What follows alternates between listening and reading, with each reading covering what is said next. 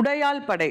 சிவகங்கை சீமையினுடைய அரசியார் வீரமங்கை வேலுநாச்சியார் அவர்கள் பெண்களுக்காக ஆண்களுக்கு நிகராக பிரத்யேகமாக அமைத்த ஒரு போர்ப்படை தான் உடையாள் படை.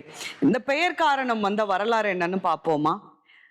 முத்துவடுகநாதர் சிவகங்கை சீமையினுடைய அரசராக இருந்தார். அந்த நேரத்துல ஆங்கிலேயர்களுடைய சூழ்ச்சியால் அவர் கொல்லப்படுகிறார்.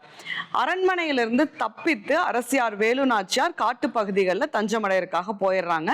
போற வழியில 12 வயது சிறுமியான உடையால் ஆடு மேய்ச்சிட்டு இருக்காங்க. அவங்க கிட்ட தண்ணி வாங்கி குடிச்சிட்டு அவங்க காட்டுக்குள்ள போயிடுறாங்க.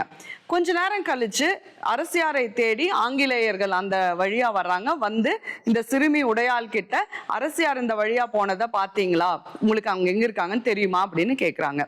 அதை கேட்ட நம்ம உடையாள் என்ன சொல்றாங்க, அரசியார் போனது எங்கன்னு தெரியும், ஆனா நான் அதை சொல்ல மாட்டேன் அப்படின்னு சொல்றாங்க. உடனே ஆங்கிலேயன் என்னங்கிறாங்க, உன்னை 2ஆ வெட்டி போட்டுருவோம் அரசியார் எங்கன்னு சொல்லலைனா அப்படிங்கிறாங்க.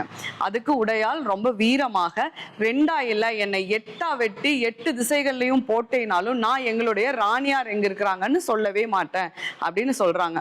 உடனே கோபம் கொண்ட வெள்ளையன் உடையாள அந்த இடத்திலேயே வெட்டி கொண்டுறாங்க. உடையாள் கொல்லப்பட்டதை கேட்ட ராணி வேலுநாச்சியார் ரொம்ப துயரம் அடைகிறாங்க. உடையாளினுடைய வீரத்தினுடைய நினைவாக அந்த இடத்துல வெட்டுடைய காளியம்மன் கோயில் அப்படிங்கிற ஒரு கோயிலை அமைச்சு தாம் மிகவும் நேசித்த தன்னுடைய வைரத்தாலியை அந்த கோயில காணிக்கையா போடுறாங்க. அது மட்டுமல்ல, தான் பிரத்யேகமாக அமைத்த ஒரு பெண்கள் போர்படைக்கு உடையாளுடைய பெயரை வைக்கிறாங்க.